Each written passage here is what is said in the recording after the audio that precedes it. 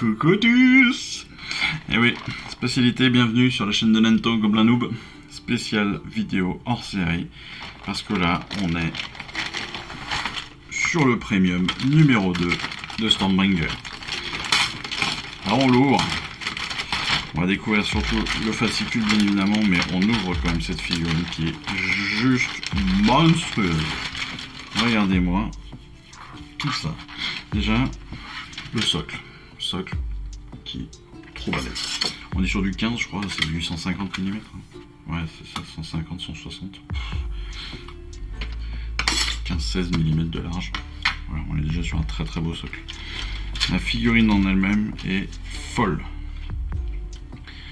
Donc c'est Gordrakk. On peut le voir ici, Gordrakk, le point de Gork. Je suis fort, je suis malin et je viens de chercher. Gordrakk, il est là. Regardez-moi cette hache de dingo.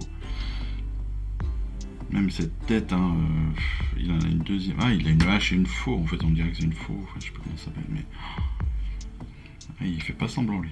Et puis la tête qu'il a, il est, c'est pas un petit bébé quoi. Alors, il a 4-5 armes. Donc on va pouvoir choisir, on a plein de choix. 1, 2, 3, 4, 5 armes. On va pouvoir vraiment choisir ce que l'on veut. Ça c'est top. Et puis elles sont balèzes. Hein. Elles sont balèzes. On a une main droite, deux mains droites, trois mains droites et deux mains gauches. Non, trois. Si c'est ça, trois mains droites et deux mains gauches. Donc on va avoir vraiment le choix déjà pour les armes, ça c'est cool. Puis derrière, la bestiole sur laquelle il est monté. Si je me trompe pas, c'est un Mokrucha. C'est ça hein? Je n'ai pas vu le nom. J'ai pas vu le nom, mais je crois que c'est ça. Hein? Je crois que c'est un Mokrucha. Est-ce qu'on le voit?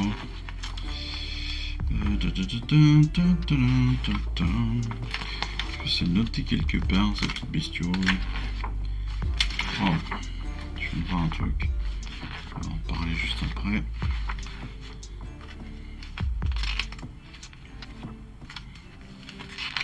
Donc déjà, on est quasiment certain que je vais faire du sous-assemblage, c'est évident. Gueule qui écrase, bah on ne sait même pas, tiens. On va voir ça. Et on a... Si.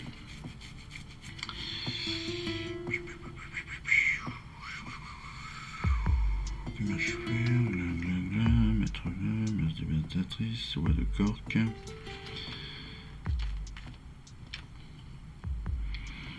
Alors par contre la question que je me pose, étant donné que c'est un mâche fer, est-ce qu'on va pouvoir jouer avec lui, avec les Auruks, sur la V4, donc sur la V3 et sur la V4, c'est-à-dire qu'est-ce qu'on peut avoir que lui comme personnage mâche fer, est-ce qu'il va falloir intégrer des unités de mâche fer ou quoi que ce soit, on verra ça dans le futur, mais là, ouais, bon, on va dire que c'est un Mokrucha, voilà, parce qu'il me semble que c'est ça, mais en l'occurrence,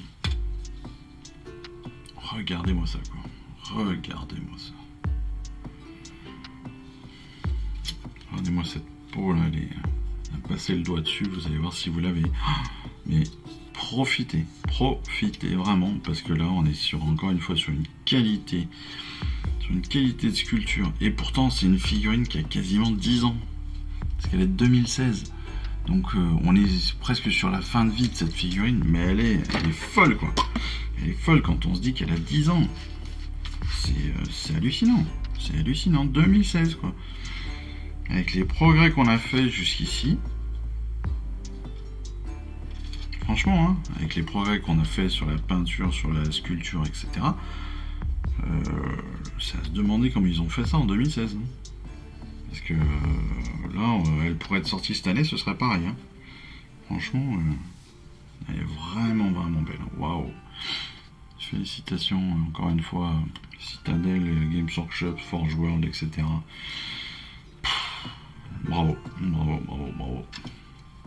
Je dis pas ça parce que j'aimerais que vous m'envoyiez plein de peintures gratuites, hein, mais et plein de figurines, mais alors là, c'est beau. Hein. C'est très beau. Oh, les ailes sont folles, les bras sont... Regardez-moi cette patte là. Quand elle va venir se poser par terre comme ça, là. On voit clairement que là, en fait, il gratte, il va carrément poser ses pattes et ses griffes directement dans la terre pour courir, quoi. C'est clairement ça. C'est vraiment magnifique. Donc Gordrakk, le point de Gork, Gordrakk est le boss des boss. Et il prétend être l'Auruk, le plus fort de tous les temps. Il ne s'arrêtera pas avant d'avoir uni son peuple en une seule wag apocalyptique. Briseur d'Empire, Gordrakk est la terreur des peuples civilisés, des royaumes et le champion des Auruks. Au fil des années de combat, il est devenu l'un des boss les plus respectés, les plus redoutés de tous les temps. Partout où il va, les villes sont réduites en poussière, les armées sont brisées, de plus en plus d'Auruks, des Grotz, d'Ogor et de Gargans rallient sa bannière. Gordrakk règne par la seule force de sa volonté, alliée à des démonstrations régulières de brutalité. Et il est toujours en quête de nouveaux moyens pour prouver sa puissance. Ce colosse a décidé de se frayer un chemin jusqu'à Azyr, afin de vaincre Sigmar, démontrant ainsi une fois pour toutes que les Auruks sont meilleurs que les humains. Et ben voilà, au moins les plans sont faits, hein, on s'est réglé, on sait ce qu'il va faire, on sait pourquoi il est là et qu'est-ce qu'il veut dans la vie. Et ouais. Alors là, les exploits, on a même cette fois des faits épiques. Alors là, c'est même plus des exploits, c'est au-delà de l'exploit, quoi. Au niveau de l'assemblage, je pense pas que ça va être très compliqué, parce qu'on est quand même sur des très grosses pièces. Par contre, c'est plus en termes de peinture, je pense qu'il va falloir anticiper. Donc en termes de montage, il va falloir anticiper la peinture. Ah voilà, ok. Ben voilà, j'ai ma réponse. Ils font des sous-assemblages, clairement. Ils font des sous-assemblages, je pense, pour faciliter la peinture. Donc autrement dit, ils vont faire un premier gros assemblage de la figurine. Ensuite, ils vont faire le casque, les deux grosses ailes. Je suppose que Gordrakk en lui-même, voilà, c'est ça, est un sous-assemblage aussi, histoire de faciliter la tenue. Et c'est là où on va avoir le choix aussi, donc ce que je vous disais, entre ces 5 armes. 5 armes, quoi, c'est génial. C'est génial. Et après, à la toute fin, on va pouvoir coller tout ça. Oh, regardez-moi ça, qu'est-ce que ça va être beau. Cette figurine. Un guide pour peindre Gordrakk. Si vous voulez combattre le Gordrakk avant de le peindre, vous pouvez l'assembler temporairement avec la pâte adhésive. Il restera quelques pieds sur la grappe, parce que vous aurez terminé le montage dont une tête et des armes alternatives. Ça, c'est cool. Je sais pas si c'est une tête de Gordrakk ou une tête de son Mokrush. On va regarder ça rapidement. J'ai une tête là. Est-ce que j'en ai une deuxième sur la grappe? Je n'en vois pas d'autre. Donc c'est peut-être bien une tête de Mokrucha qu'on a en double.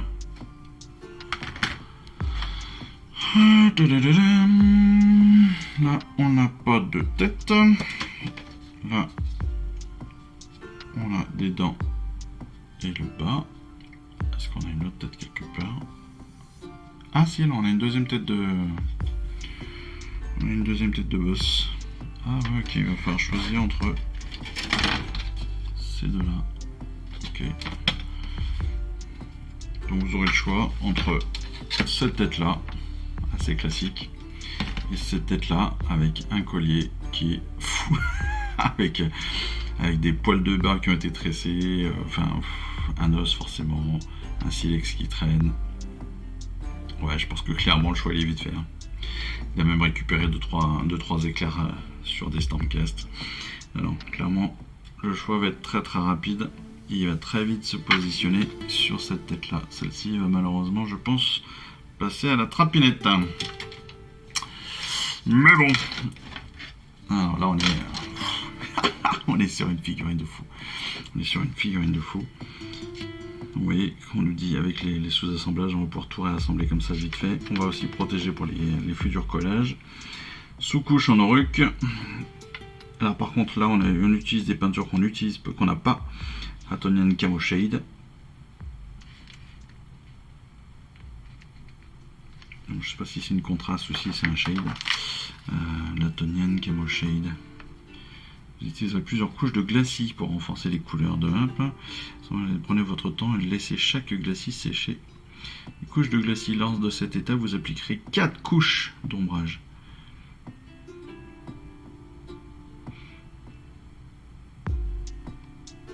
Waouh. 4 couches. C'est énorme. Hein. il va falloir être très vigilant à sa façon de peindre. Pour ne pas gâcher, pour ne pas abîmer et pour ne pas avoir à revenir dessus.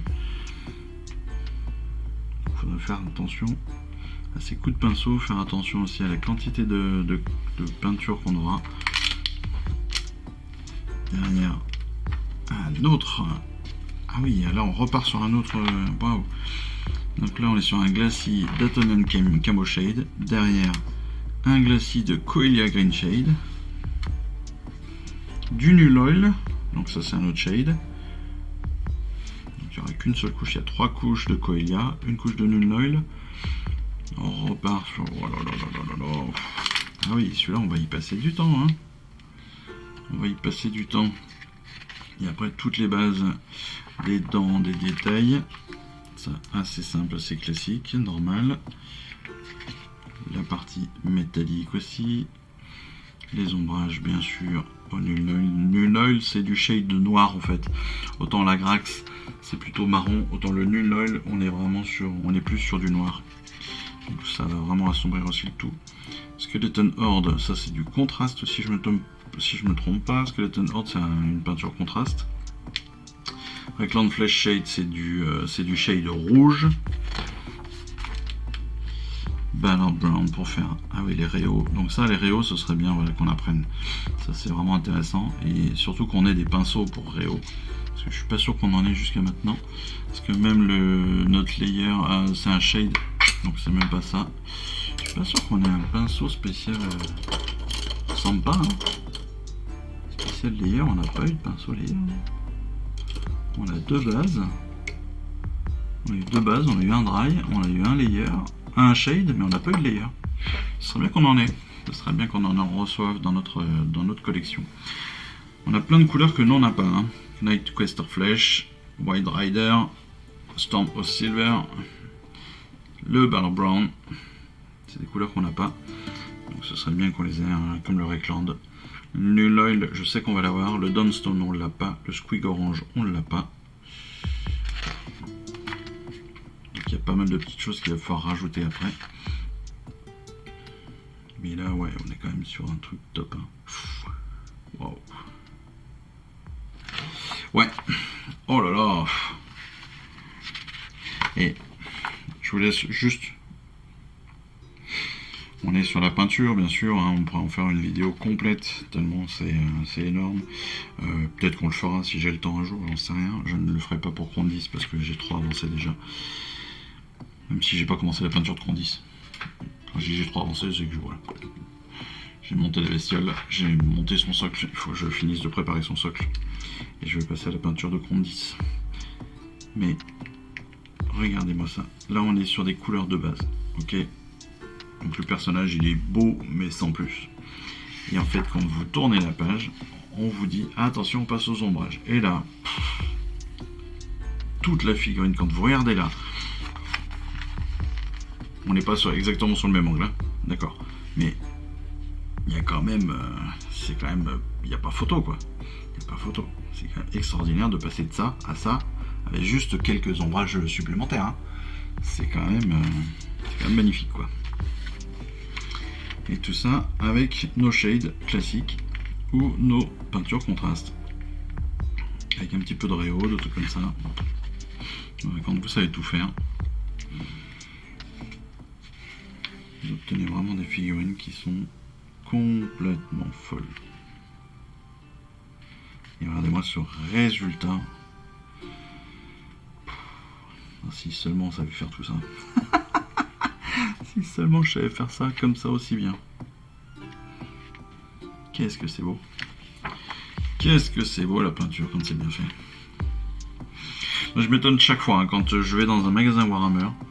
Et je vous invite à le faire si vous avez la possibilité de le faire ou dans un magasin de jeux de rôle, de choses comme ça qui vendent des figurines. Ils ont toujours des figurines peintes dans les vitrines. Toujours. Ou alors ils font des concours, ou alors ils font des choses comme ça.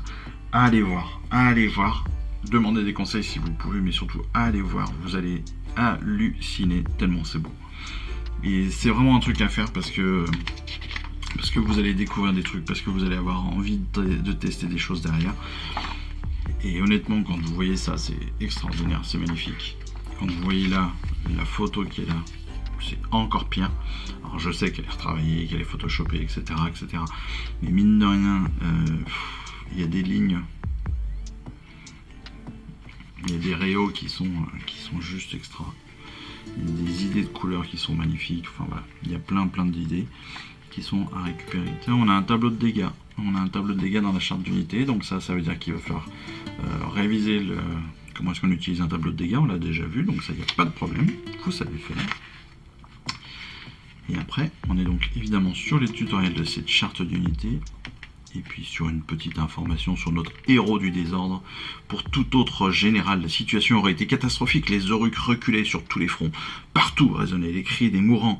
Les éternels de l'orage avançaient sans relâche. Mais pour Gordrakk, la bataille ne ressemblait pas à un désastre. C'était plutôt un bon début. Il inspira une bouffée d'air en fumée et prit un moment pour planifier son attaque. La ligne de Sigmar paraissait impénétrable, tandis que les Oruks allaient dans toutes les mauvaises directions. C'était pas tout à fait ça la phrase, mais on s'en fout. Le colosse secoua la tête. C'était le problème avec les Cruel Boys. Ils étaient cruels et rusés, mais avaient tendance à se défiler lorsque les chances n'étaient pas en leur faveur. Pourtant, avec un peu d'encouragement, ils étaient aussi coriaces que les autres Oruks et 2 fois plus méchants.